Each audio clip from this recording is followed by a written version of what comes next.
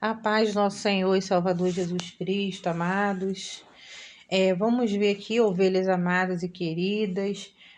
Vamos de Apocalipse hoje, capítulo 2.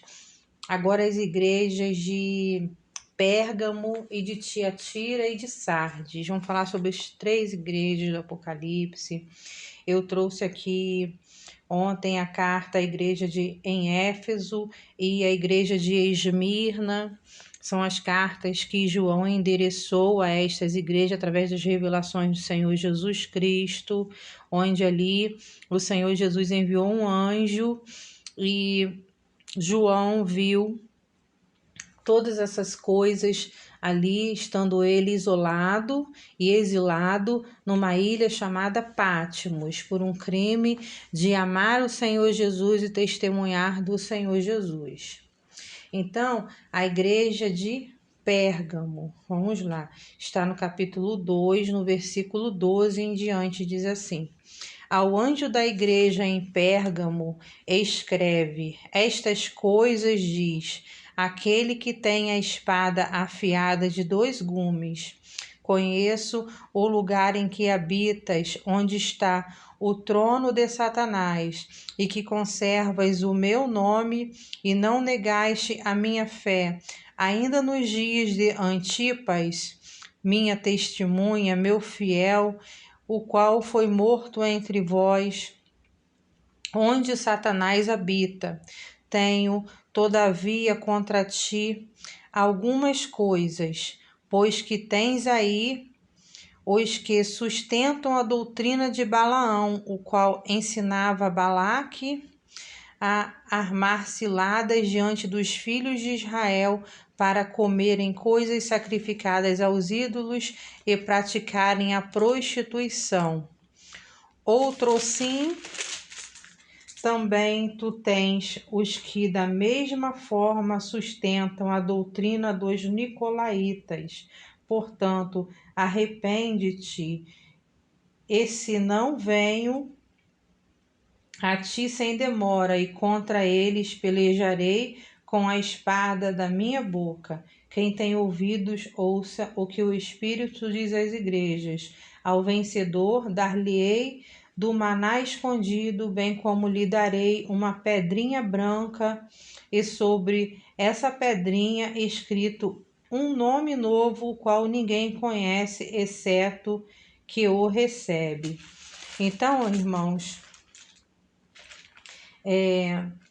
essa palavra aqui que a gente tá lendo, do versículo 12 em diante, eu não sei se a minha voz está um pouquinho longe, porque eu coloquei o celular aqui para carregar, mas tudo bem. Vamos lá, amados. Perdoe aí se estiver com a voz meio longe, tá? Então, assim, sabe, onde o Senhor falou, né, ali, onde habitas o trono de Satanás, porque ali nessa cidade, em Pérgamo, ali instituiu assim o primeiro culto de adoração ao imperador vivo, sabe, a um homem, ao imperador vivo. Naquela época tinham muitos imperadores, sabe, o imperador de Roma, o pessoal de Roma queria matar os cristãos, matava os cristãos. Então, assim, isso daí foi em 29 antes de Cristo, na época de Augustus, sabe, e também lá também tinha um templo de Zeus que foi descoberto, que tinha lá, sabe? Descobriram um templo de Zeus. Aí eles desmontaram, né? E hoje ele está lá na Alemanha, no Museu de Berlim. Então, assim, por causa desses 2 itens, então lá era considerado assim o trono de Satanás, sabe? E Antipas, que diz aqui, ó, era servo do Senhor e ele era provavelmente o pastor da igreja, tá? O pastor da igreja em Pérgamo.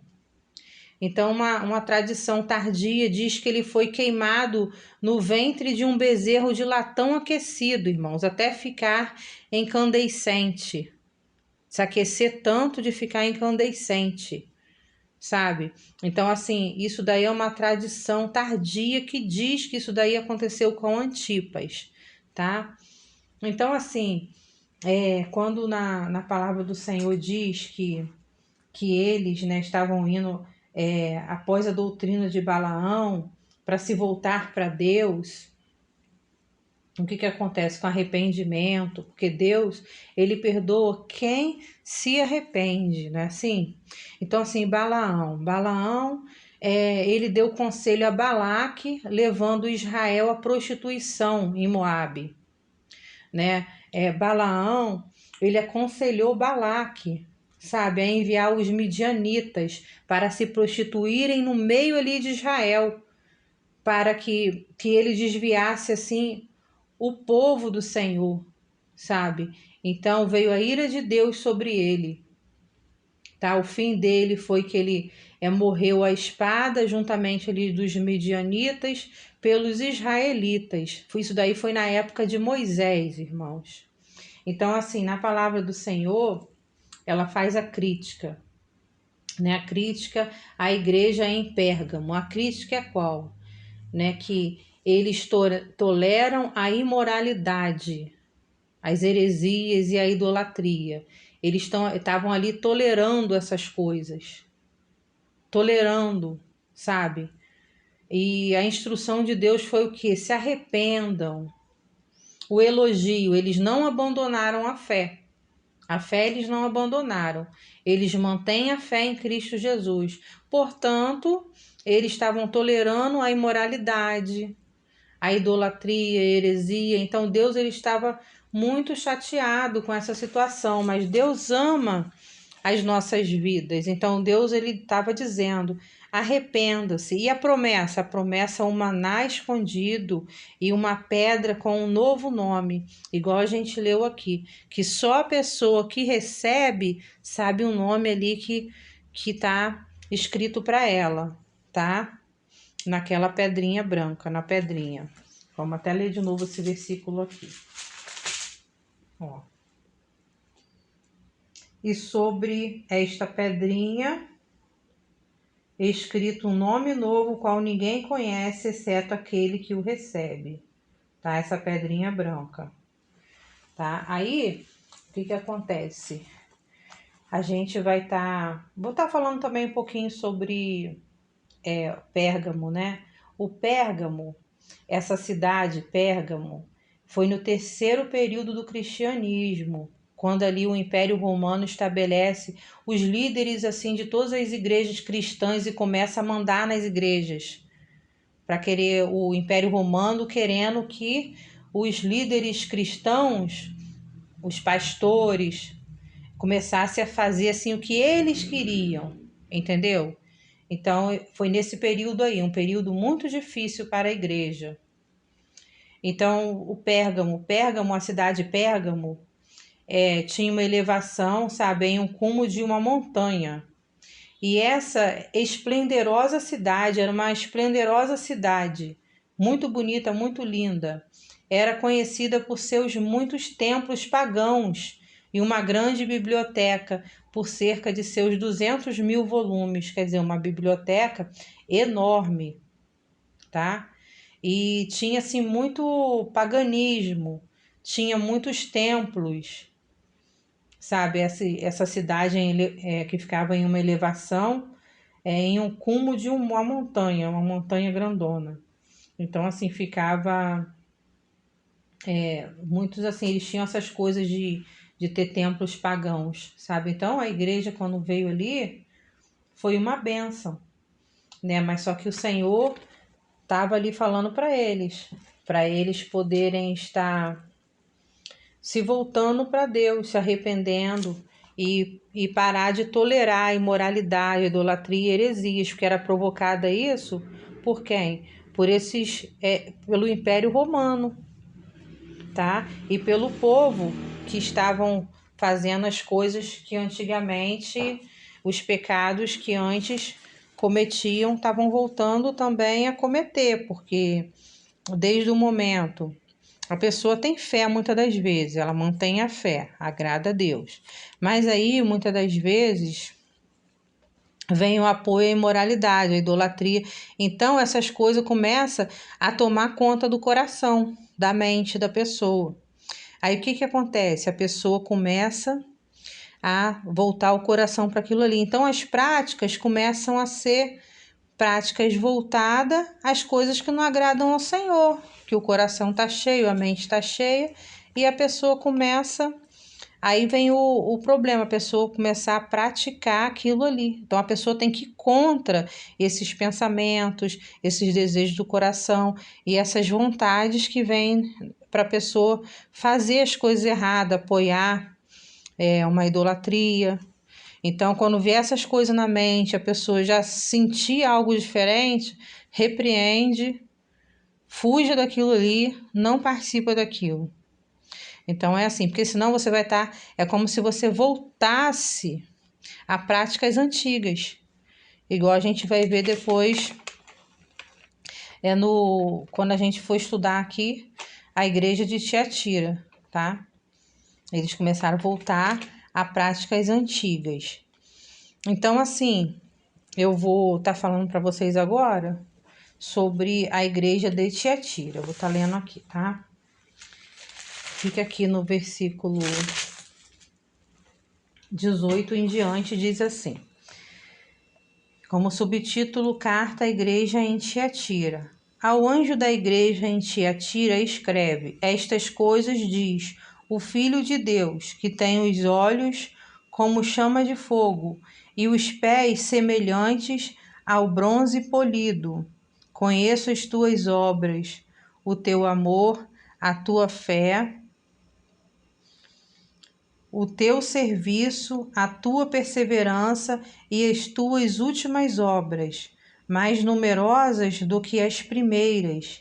Tenho, porém, contra ti o tolerares que esta mulher, Jezabel, que a si mesma se declara profetiza, não somente ensine, mas ainda seduza os meus servos a praticarem a prostituição e a comerem coisas sacrificadas aos ídolos.